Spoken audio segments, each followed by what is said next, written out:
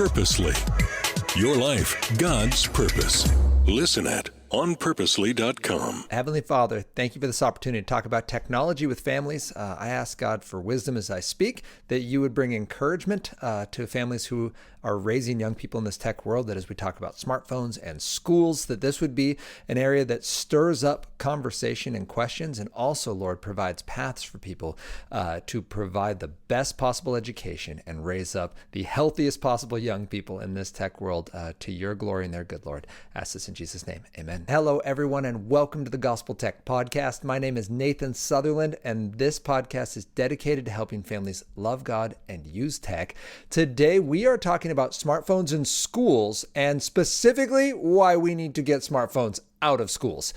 This isn't just my own clarion call. This is coming from Jonathan Haidt, a researcher out at New York University who recently wrote an article pretty simply titled "Get Phones Out of Schools Now." It's not super subtle. He is not a reactionary. He is not a technological Luddite. He is a researcher who's been doing this work for 6 years. He's teamed up with Gene Twenge of San Diego State University. This is an article published in The Atlantic a month ago, maybe a month and a half ago. And let's see, it's beginning of the school year, so 2 months. It was right before summer. So it was like late June. And I waited till now because I didn't want to hit this with the big summer rush. But as we head back and we've had this big conversation on how do we prepare our technology, this conversation needs to happen. The results are in, the research has been done, and there are some wonderful resources to help us in this conversation. But just know, starting out in this conversation, smartphones need to be out of schools. If we care about the educational process, if we care about the students that we're raising up, if we care about the teachers who are trying to do this work well, if we care about making this process functional, we have to get smartphones out of the classroom. And there's stages and steps and ways to do that. But that's the bigger picture on this conversation. Again, please hear this. This is not out of fear. I'm not saying never own a smartphone, but I love this push by John Haidt. I love the idea of how he goes about it. And by the end of this, what we're going to do is really 3 parts. We're going to talk about why remove them. Why are we doing this now? Then we're going to talk about what can schools do. And the third thing we're going to talk about is what can we do? There are practical steps we can do other than just being like, I hate technology. That's not what this is about. We love technology in as much as it helps us love our kids, love God, and love our neighbors and enemies. Like that's the point of technology, is leveraging our ability to do what God's called us to do. So let's do that well. And let's not do it when it's clearly a bad choice. So that's today's conversation. You're going to get equipped in those 3 areas. And I hope it's both encouraging, maybe a little like stirring up. I don't want like anxiety to come from this, but all right, if it makes you break a sweat because you're thinking through it, that's great, as long as I don't leave you there. I want to get you to a spot where it's practical and applicable. And so with no further ado, let's get this conversation started. Welcome to the Gospel Tech Podcast, a resource for parents who feel overwhelmed and outpaced as they raise healthy youth in a tech world. As an educator, parent, and tech user, I want to equip parents with the tools, resources, and confidence they need to raise kids who love God and use tech.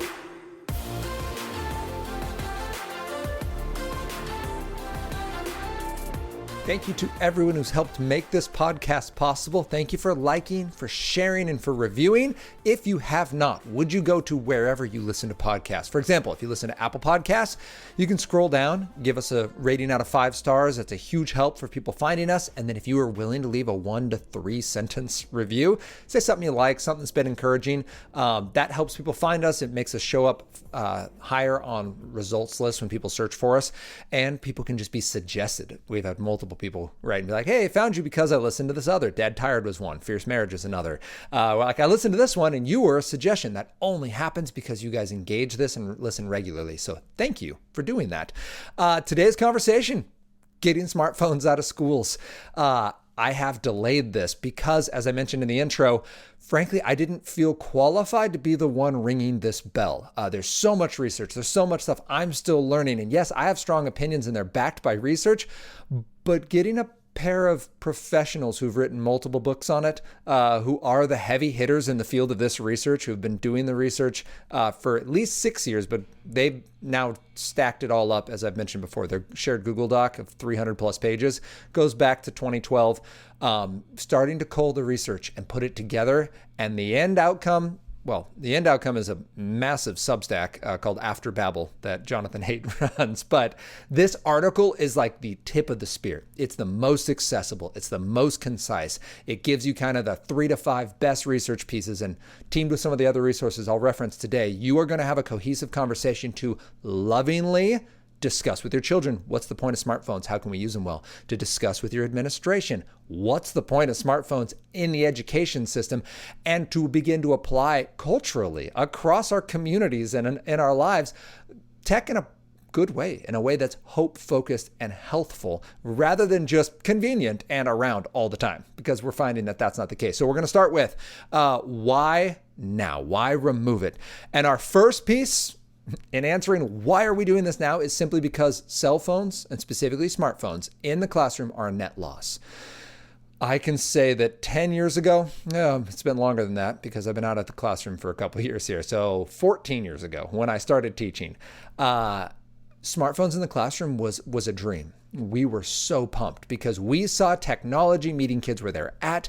We didn't have to have computer labs. We could have this device directly in the hands of our students. It's the same device that they're used to using all the time. And now we just put an app on it and they can check their grades in real time, and they'll see comments in real time. And they're going to be able to get rid of those big, heavy textbooks that are already out of date when we get them sometimes.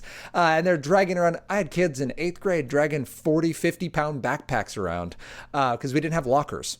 So we're excited. They're going to get all this just directly through shared devices. We were so pumped because we have veteran teachers who make incredible curricula, and they're going to be able to share it with new teachers. When I started, I had 4 preps, none of which I had taught before. It was my second year teaching. I had taught social studies. I came in my second year, got all new preps in language arts.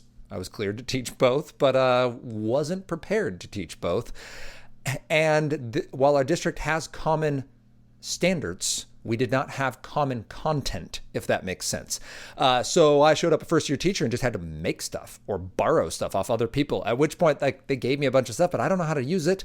And we were so excited, like, oh, this is going to give us this common teacher-made professional curricula that we're going to be able to deliver directly to students' devices. And then reality struck. And much like many things we try to do with good intentions, it didn't work out. Suddenly, phones are out and students are watching videos. Students are using social media. I had a young lady who used social media. I asked her to put her phone away. And she's like, okay, I have to write this kid back. And I was like, no, put your phone away now. You're in the middle of a timed process that we're doing in the learning environment. By the way, the research on what happens to your brain when you get distracted by social media, adults, this goes for us too. But for young people, it's especially bad. They have a very hard time getting back to the task. And it ended up with this girl being in tears because she was using Snapchat. It left her friend on red. And she was worried that this friend was going to no longer be her friend if she didn't respond quickly because she had read it. And now she needs to respond, which I think is a wonderful starting spot for a conversation about what does it mean to be a friend? And are you sure this person is one? She wasn't in the spot where she was ready for that. But that's a difficult teaching moment and a difficult learning moment for that young person and a difficult environment for all the kids around this now hysterically weeping student who previously were reading and trying to learn, right? That is the kind of thing that we start having in the classrooms, and it's very hard to put the lid back on Pandora's box.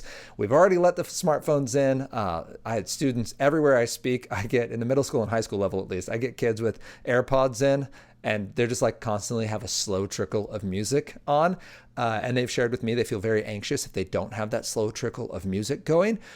I think that's an important conversation to have about, is that a net gain? What can we do to help with our focus and with our learning? Because right now, smartphones, they were an attempt to be relevant and practical, and they've proven to not be. And that's what we're seeing right now, is repeatedly proving through research and experience that smartphones, while they have some cool perks, sure, this cool app can help us learn in this way or engage in this way, all the other stuff is what we're worried about. We're not saying there aren't awesome things, but the research is showing us that it's a net loss. A research referenced in this article by Jonathan Haidt is brain drain. The mere presence of one's own smartphone reduces available cognitive capacity. This is the study that I've referenced previously, where there's 3 groups of students. You have a phone sitting in front of a student but not being used, a phone that is off in a bag, and a phone that is in the hall in a bag. None of these situations is the student engaging the phone. But in doing these academic assessments, the students with the phone out of the room, out of sight, did the best. And the study goes on to say that there's apparently some kind of mental buffering, where you have to think about not thinking about your phone, if that makes sense. And to use hypothetical numbers, let's say you just have to use 10% of your brain's bandwidth to not think about your phone. Now you only have 90% of your mental bandwidth left to focus on the task. So there's this loss of just having a phone out. Sure, now it might buzz, now it might ring, now it might flash. There's those options too, but we're not saying that. We're saying if the phone is just present, you can feel it in your pocket, you can see it in front of you, it takes some of your mental bandwidth, some of the focus you could be giving to another task. And in this case, his reference is brain drain. Just the presence of the device, because the device represents so many other things. It represents extreme connectivity, extreme amusement, extreme escapism. In addition to some more negative things, extreme trauma is also thrown in that list. And that is not conducive to a healthy learning environment. So removing them is then helpful. It's useful to note that while there are cell phone bans, the article from Professor Haidt goes on to say 77% of schools have a ban on smartphones, but the ban generally means you can use phones no phones, unless they are related to classroom content, which he very wisely points out. That's not really a ban. It's just unenforceable wishful thinking. So I do appreciate that, because that's very much what I experience. You get these ideas like, oh, well, here's our rules. Just don't do dumb things with your phone. Teachers, go ahead and try to enforce that. And you're like, well, all right, like now that's a full nother job that I have to do to try to play whack-a-mole with smartphones, which just teaches students to be sneaky. What we need is some kind of conducive policy. So the second reason, first is this brain drain aspect of academic level. If we're there to learn, smartphones are now proven to not be helpful in that process. They're a net loss. You remove the smartphones, academics go up. We're seeing it now across the country in the United States, but also across the world. The second reason is smartphones are more than a distraction. They are a major cause of depression in young people.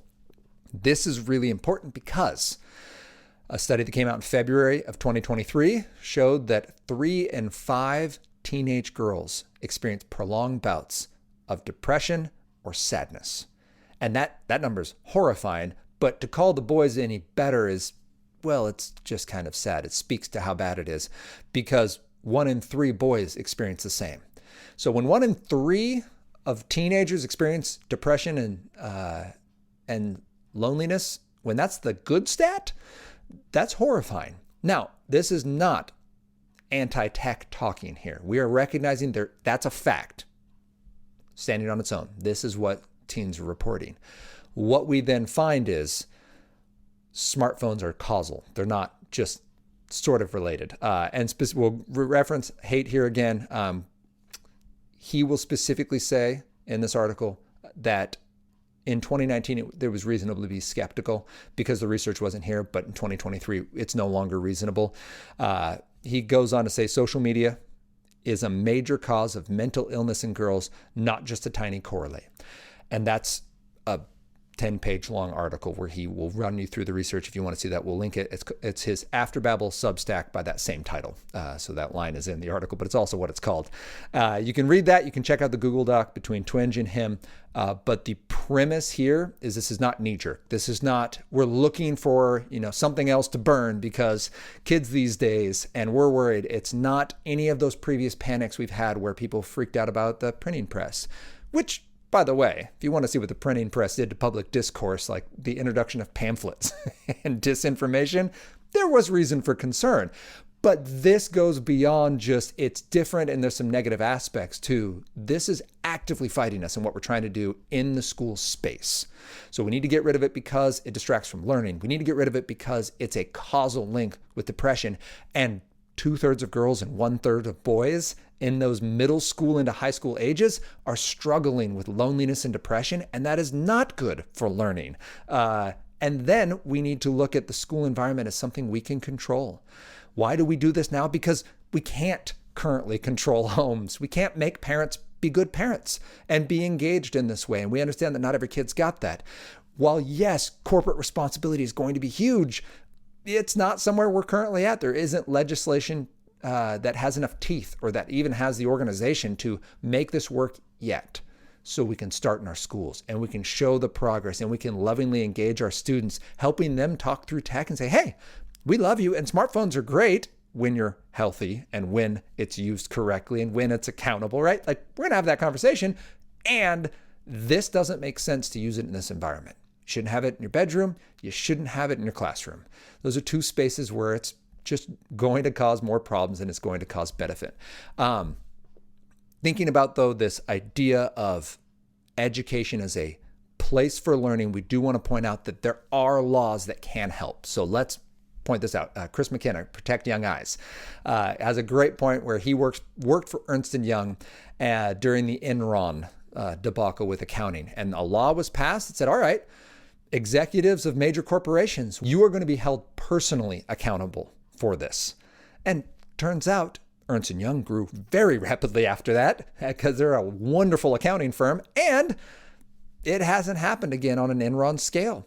It fixed, well, we could do that with social media, and Chris McKenna, Protect Young Eyes, is a major part of helping those conversations, both with the tech companies. He works directly with companies like Meta and Instagram, but he also works on the legislative side, helping states do it, and then on the federal level, making rules that will be beneficial for both families and corporations, because it's going to give guidelines that are helpful and products that are intentional. So there is that to be done, but in the meantime, schools are the environment that we can affect today. You can take this information in. Let's look at that then. What are the 5 things based on this article that schools can start doing now? You can start at the base level, begin the conversation, or you can jump both feet all the way in. These are Jonathan Haidt's suggestions. The first is have students keep their cell phones on their person, but not bring them out unless the teacher directs it. So if the teacher says, hey, we're going to use this math program to help our conversation, we're going to use this design program, this recording program, whatever, all right, cool. The teacher directs it, smartphones come out. That's your first step. I know that a lot of districts try to do that. My personal district does this. It does create some sticky spots. Some teachers are going to go, oh, sure, now you can take them out and listen to your music. All right, cool. As long as the district's on board with this and it's clear what is happening and how these boundaries are expected to be enacted. That's great. Second is, all right, students can keep their phones, but they have to be effectively off until an emergency happens, right? This is just for emergency contact. Oh, hey, it's lunchtime and you realize practice got moved. Okay, you can do it. You get hurt and you need to call home. Great, we can do that. The third step, though, is to have phone caddies. You've seen these for calculators, maybe. It's basically like a sheet in the back of the room that has a bunch of pockets. You walk in, you drop it in there, or some kind of storage device. The concern being people's phones can walk away. So you do need to think through, how are you going to reasonably go get this? Is it behind the teacher's desk? How do we make it so that people don't mess with other people's phones during the class time? But setting up that this is how we are going to manage your phone. You can see it. It's there. You have line of sight. That's not the best, but you can do it. Or my personal favorite would be, I had a cubby behind my desk. And inside that would have been a perfect spot for this. You come in, you drop this in to your little spot, and then the cubby closes. Never to be bothered until class is over, and in the last 3 minutes or whatever, we go back and grab them. That'd be a great option. The fourth option is we're going to do something like that, but now we're going to have these locking sleeves you put them in. This is what some concerts do this, some comedic shows, some private parties do this for famous people, where you show up and you have to drop your phone in. Sure, there's always the option that a kid brings a burner phone, but at least 95% of the devices are now gone. They are locked up. Sometimes schools let the kids keep it on them. So they'll say, hey, you can have your phone on you, but it's going to be locked with this magnetic device, similar to a device that like expensive items or clothing will have when you go shopping. You have to, those are ink based, but still magnetically locking, and you can pull them apart. That's another option. I've also seen like some Kevlar bag locking options, but the idea is you're going to lock it. And then the fifth option is that you're actually going to make phone lockers effectively. Every kid gets a spot to put it. Logistically confusing, certainly would take some investment from districts, but this idea that you can bring your own device, we won't mess with it, but it also can't be out. Like, we're going to provide you a spot to safely put this away, and it's going to stay there until you leave the premises. I think that all 5 of these are awesome. The idea here is we need to do something. We can't just say, but it'll get better with time. It's not. The types of programs, specifically the drool tech out there that's causing us to consume, that's training us to need these distractions and is aimed at taking our time, our focus, and our money, it is simply too powerful for brains that are not fully developed. That's not a shot at young people. It's a fact. They cannot inhibit their behavior enough to overcome the training of a really, really well-designed app or game. We need to give our students our young people and students the space, a buffer, a hedge, if you will, between their devices and the learning environments we're trying to put them into. It also will help, as Chris McKenna points out, with things like bullying and accidental porn exposure. That does happen because of these devices that are not at all controlled by the network or the district. One-to-one devices, at least the district has control over the network itself and those individual devices. They can choose to put on securely or bark or some other option for accountability.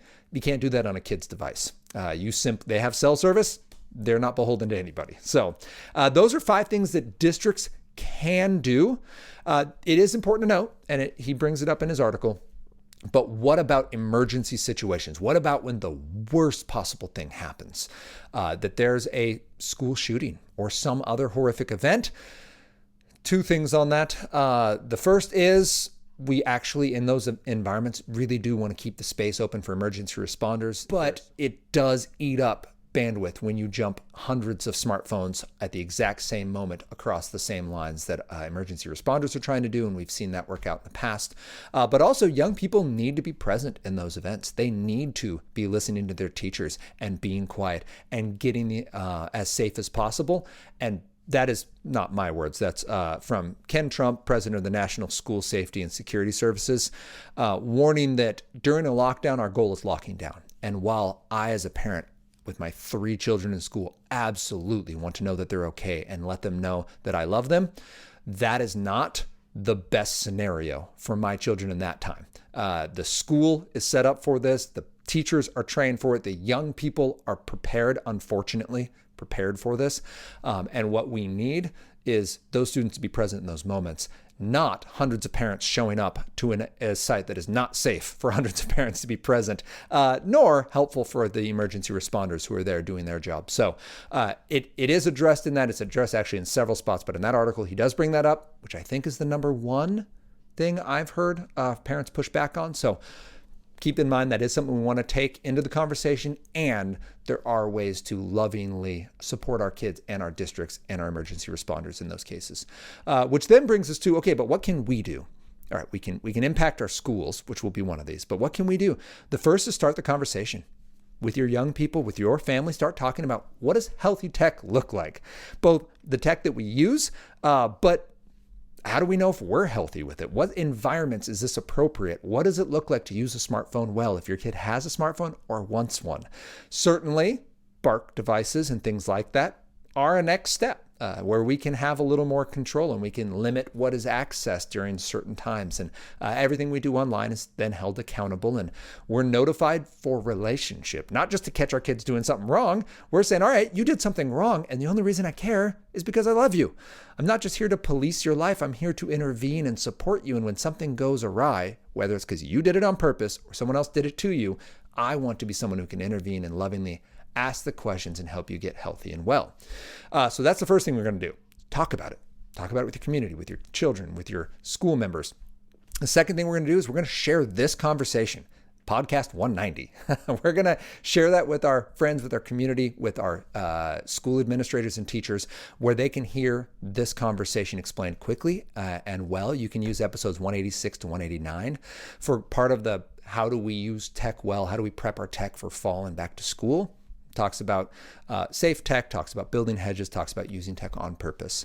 And then we need to make sure that we are building hedges for our own families, that we have rules set up around our network, our devices, and our families. So the second thing we can do is we can do our research. Please read this article. It'll take you less than 5 minutes. The Jonathan Haidt article about get phones out of school now.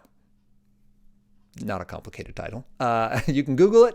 It'll pull it up. It's on The Atlantic.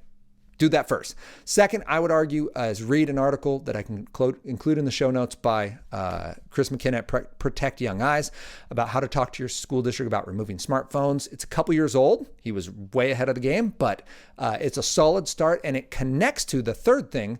Oh, excuse me. It doesn't connect to the third thing. I'll get to the third thing. The third thing you can do is, doing the research, is check out that Haidt and Twenge shared doc, the Google doc that's been going on since 2019, that goes back to 2012, looking at the research that has built him up to the point where he's convinced the science shows smartphones are a net loss in an educational environment. Then the third thing you can do is tell your admin. Tell your school teachers. We start at home, but the two resources I want you to have is Chris McKenna, Protect Young Eyes, has made an amazing resource, just hashtag phone-free schools. It's 13 pages. Pages 4 through 10 are just research. It's just the evidence we have for why this is not a great fit for our kids, our community, or our school environments. This is not what we want in a learning environment because it's not helpful. Not because we're scared, because we're hopeful. So share that. You can actually go to Protect Young Eyes. You'll enter your email and they'll kick it to you. 13-page PDF, and it's an amazing resource for sharing with your school and with your teachers and with other parents in your community, your PTA. They all need this information to know what hope looks like in this environment and why we're not anti-tech and we're not knee-jerk and we're not kids these days. That's not what we're doing. We are saying kids these days have amazing skills, abilities, and hope, and we want them to get all of that, and this isn't helping. So let's change it. Finally, read the article. The Jonathan Haidt article is incredible. So the idea here, in closing, is that we are not demonizing technology or looking for an excuse to offload some responsibility we have on someone else. Instead, we're recognizing what science says. We're recognizing what experience says. We're recognizing the purpose of education and the hope our children have in light of their bright minds and their huge potential. And it's not being helped by smartphones being in that learning environment. So what can we lovingly do? Well, we can intervene, we can educate ourselves, and we can go to our school districts and begin pushing this issue intentionally and saying, hey, we're pro-education, we're pro-kids, we're pro the hard work you educators are doing, and we want to make that work even more effective because having smartphones in the classroom is not part of it. In fact, it's fighting us, and we want to be part of the change for our young people and raising them up in the way they should go and showing them that there is a future that involves the technology that they both love and use, and that's not all of their future, that they need to be able to think for themselves and engage education with deep focus and deep work, as Cal Newport so lovingly puts it. And that idea can't be done with a smartphone in the learning environment. So I hope this is encouraging. I hope it was informational and accessible at the same time, because I'll tell you, this gets me excited, but there's also trepidation. I'm doing this from my school that my children go to. And there is this piece of like, man, people are right now, I'm the crazy tech guy who doesn't like technology. And it's not true, but we do have that fear. And I just want to encourage you that it's worth it. Sure, maybe some people are going to think that you're doing this for bad reasons, but time is going to bear that out. Time is going to show that you both love your children, care about other people's kids, and want the educational environment to be as strong and positive as possible. And the best way to do that is get smartphones out. So I would love to hear how this goes for you. If you have any questions, you can reach out to me, nathan@gospeltech.net, or find us on social media at LoveGodUseTech on Instagram and Facebook. And you can join us next week as we continue this conversation about how we can love God and use tech.